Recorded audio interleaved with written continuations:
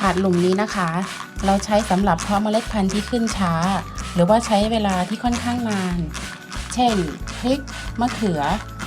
เทศหรือว่าเราจะใช้เพาะเมล็ดพันธุ์ผักที่เราจะปลูกก็ได้ค่ะ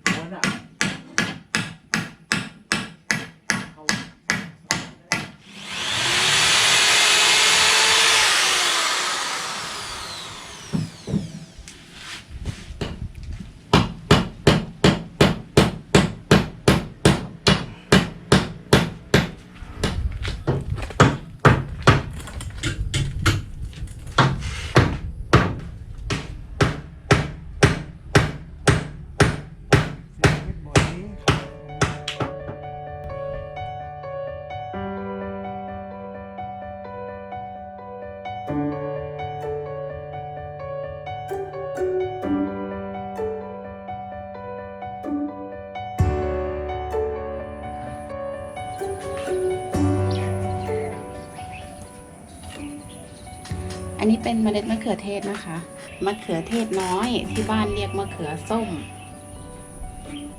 รูปมันจะเล็กๆเปรี้ยวๆหน่อย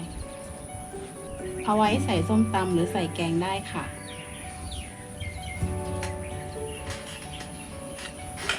แล้วถาดหลุมนี้ก็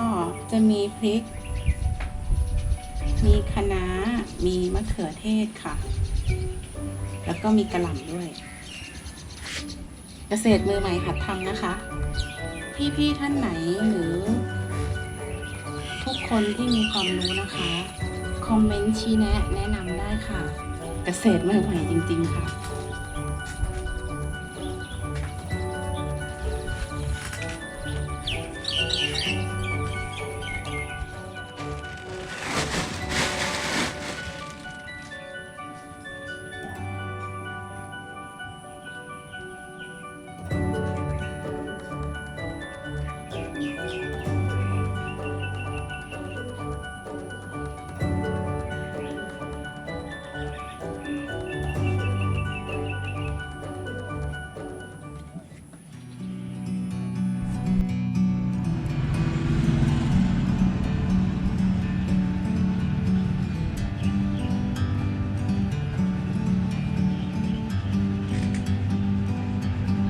bird on a tree.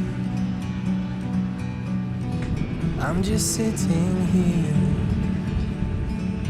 I got time, it's clear to see. From up here, the world seems small. We can sit together. It's so beautiful, you and me. We meant to be in the great outdoors, forever free.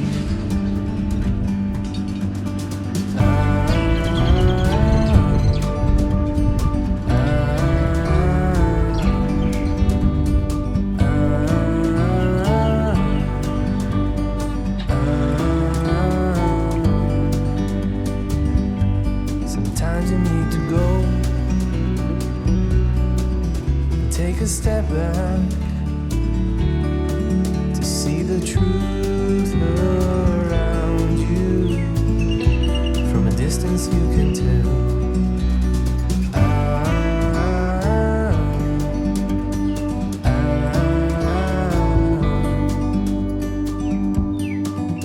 You and me, we're meant to be